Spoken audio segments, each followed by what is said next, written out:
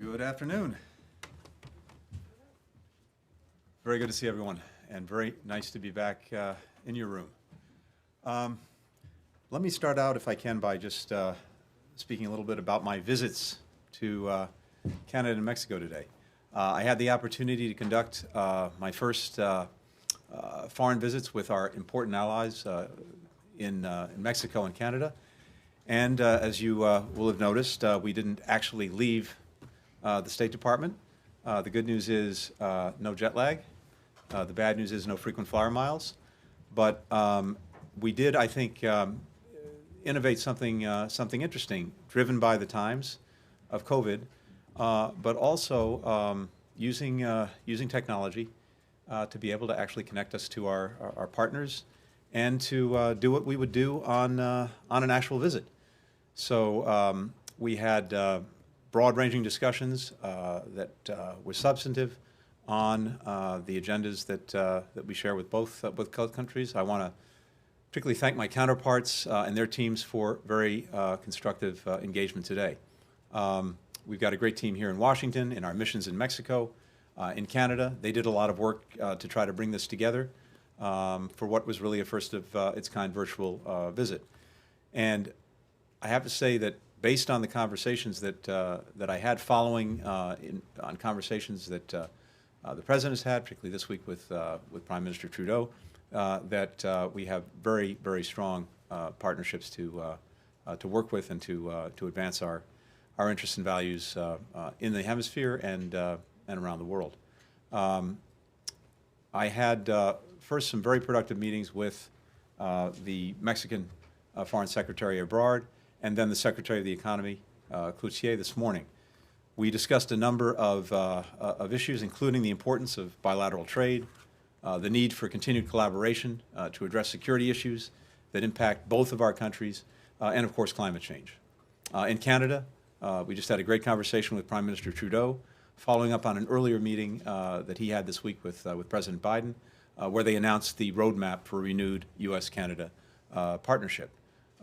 Spent some time with my counterpart, Foreign Minister Garneau, and other cabinet members, and we got to go in more depth and detail on climate change, promoting democratic values in the Western Hemisphere and around the world, and bolstering our shared defense and security.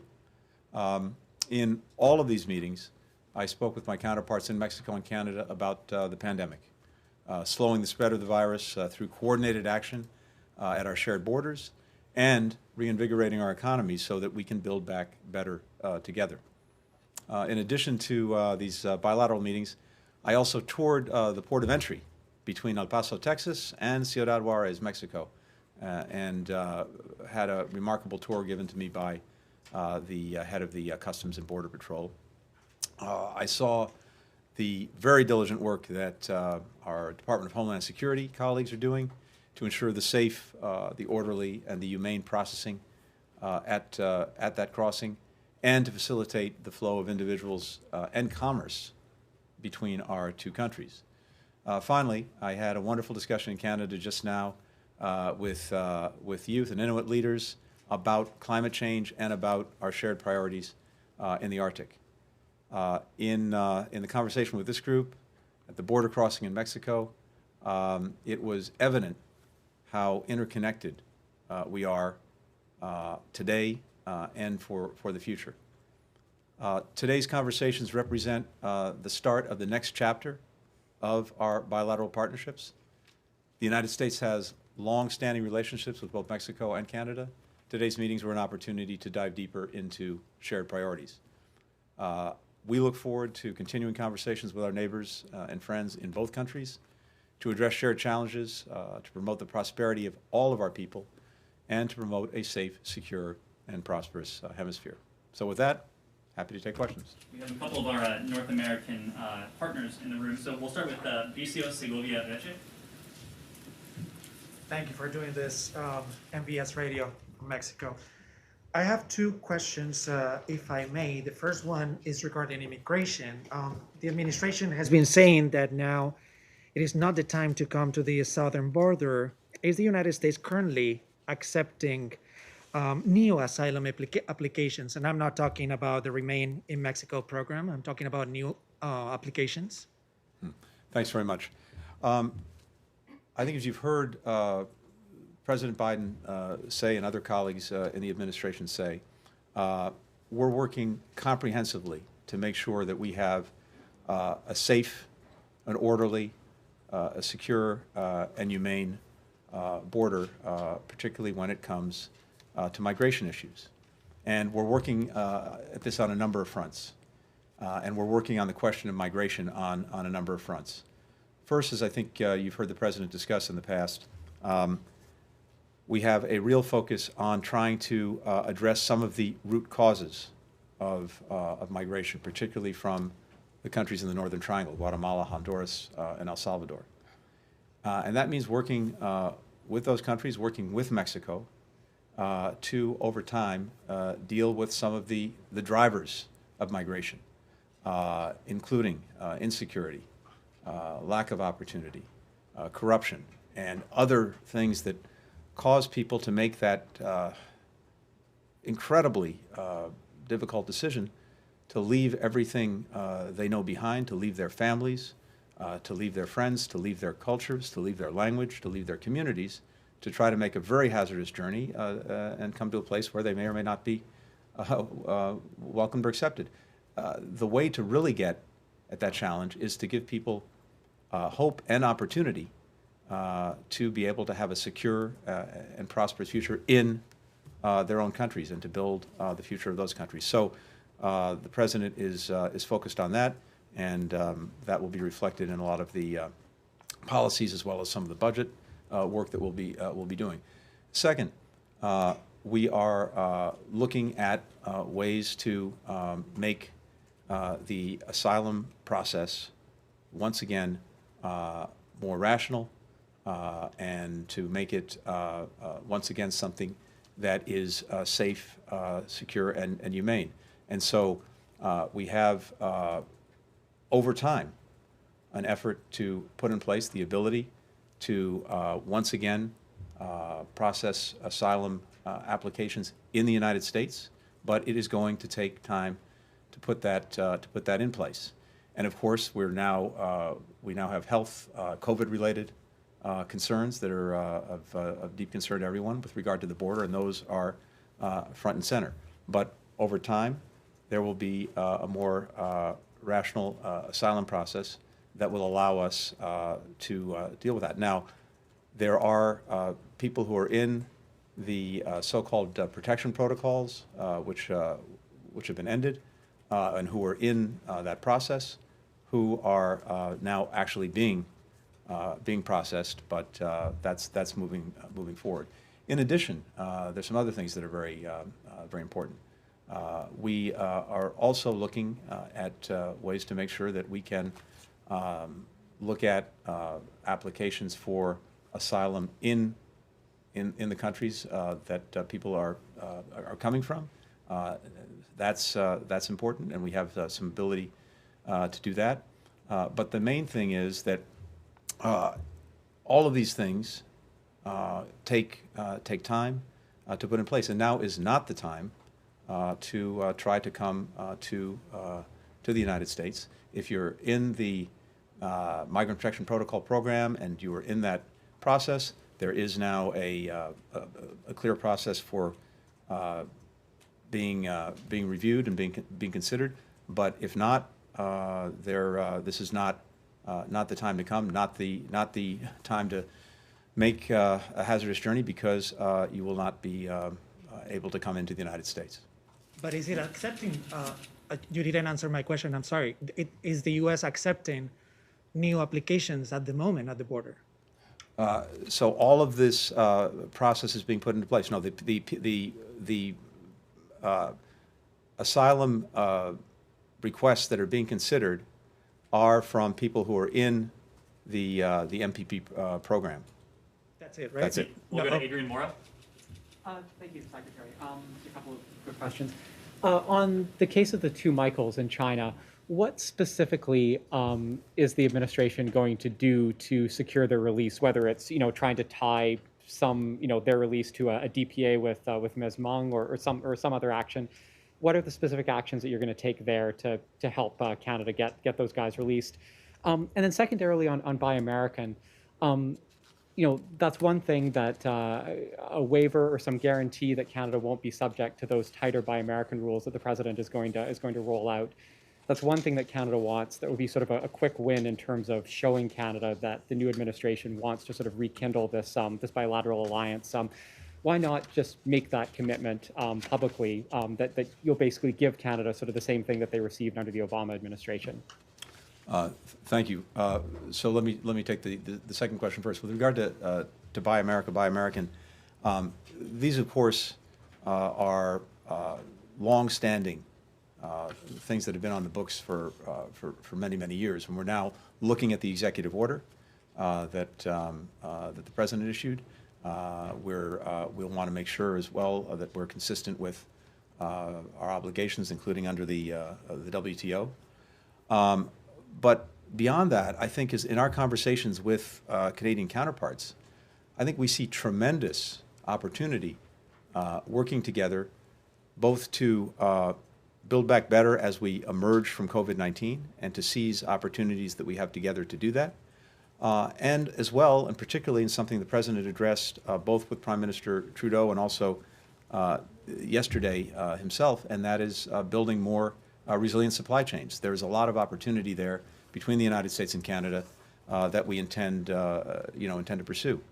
So these questions specifically go to the question of government procurement and how we use the American taxpayers' money, which we're very focused on.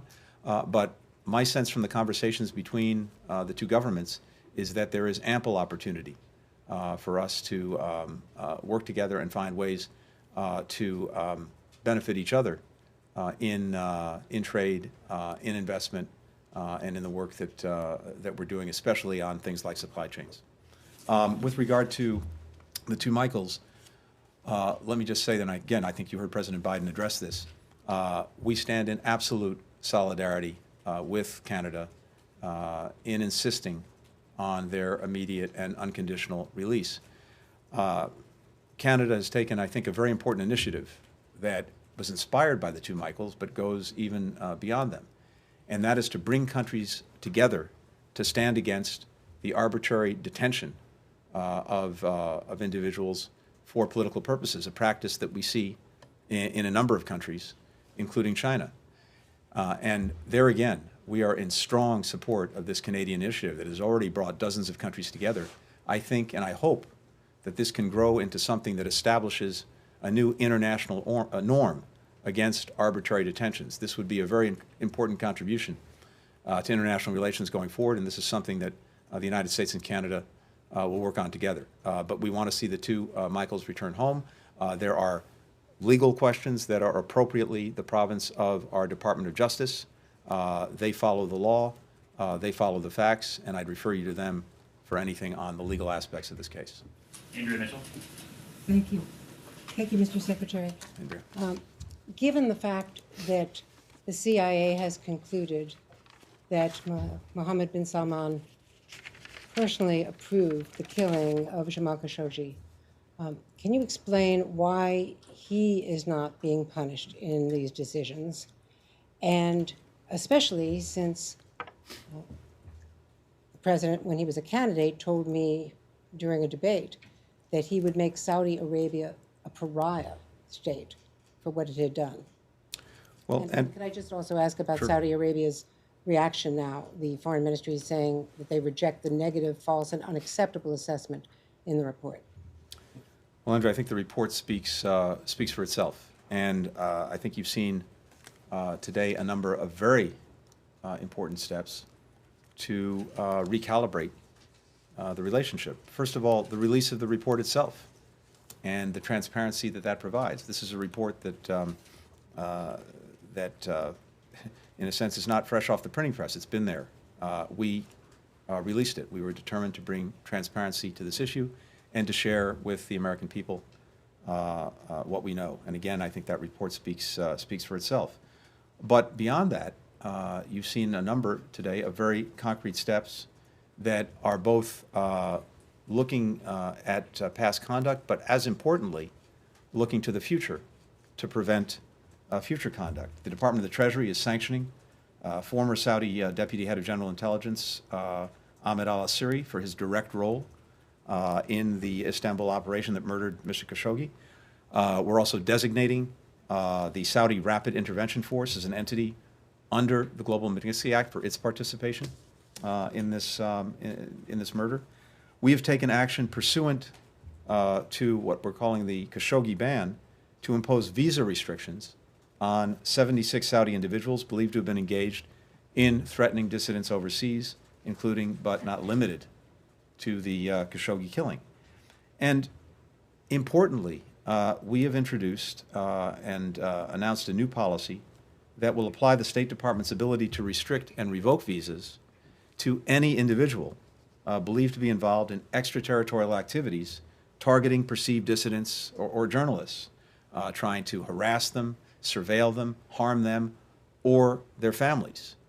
Because this practice, this conduct, whether it's by Saudi Arabia or anyone else, is totally unacceptable, and we now have a new tool to push back against that.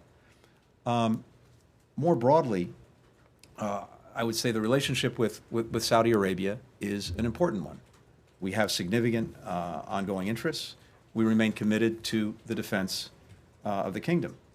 But we also want to make sure, and this is what the President has said from the outset, that the relationship better reflects our interests and our values.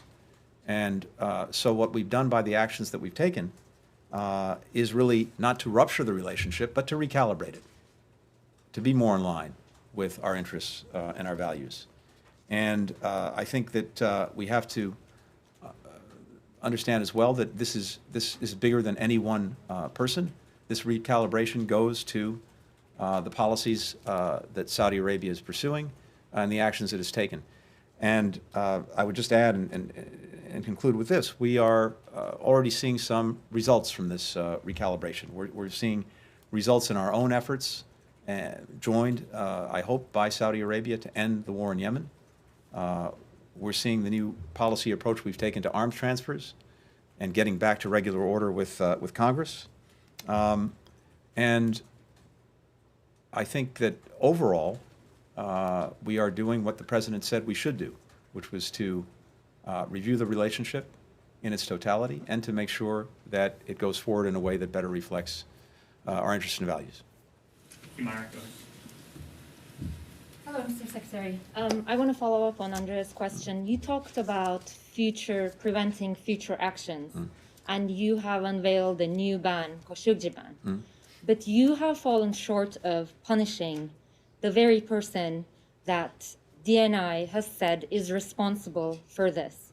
So how are you, because of this lack of accountability, how is that not counter to your actions to ensure accountability elsewhere in the future? Isn't this counterproductive? And also on the arms sales, what is the U.S. thinking in light of this report to arms sales to Saudi Arabia? I know that there's a review, but how can you justify going ahead with those arms sales after this report?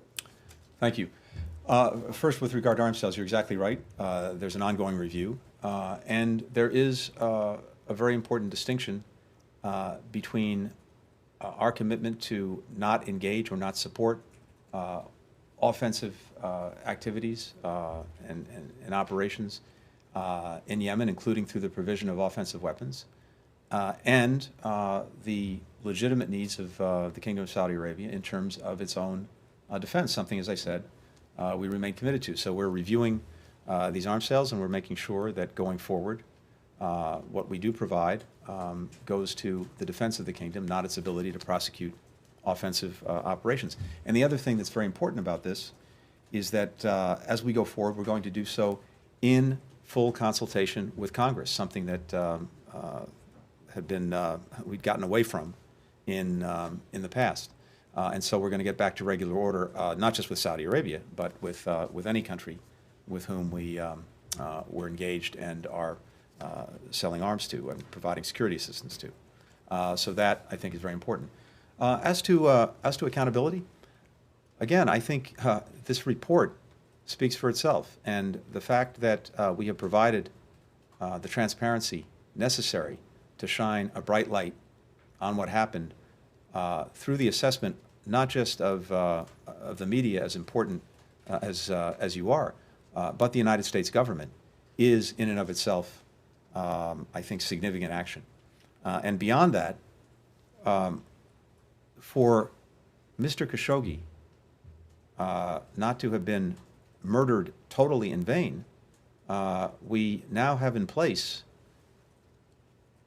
a new policy that applies not just to Saudi Arabia, but across the board, and that gives us, I think, a greater ability to deter the kinds of egregious actions that were taken against him and against other dissidents, opponents, and others speaking out, or their families going forward.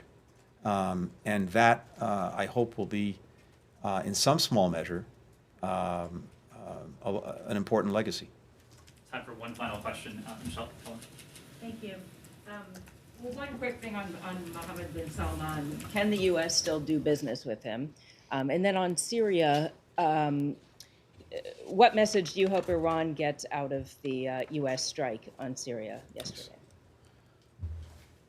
As I said earlier, the relationship with Saudi Arabia is bigger than any one individual. The president engaged, as you know, with King Salman. I've spoken to my counterpart, the foreign minister, and Secretary Austin has spoken to his counterpart, who happens to be Mohammed bin Salman. With regard to the strike in Syria, we had on multiple occasions in the last 10 days or so attacks on our people, our position, our interests that took lives and injured others. And so we had both to respond to those attacks, but also to an ongoing threat that was very clear. And so we took this action that I think was focused, proportionate, but also effective in degrading some of the capacity that the militia in question had to perpetrate new attacks, and also to be very clear, notably to Iran, that they cannot act with impunity against our people, our partners, our interests. And I think and expect that that message was clearly received. Thank you. Thank you very much, everyone. Thanks. Thank you. Thank you.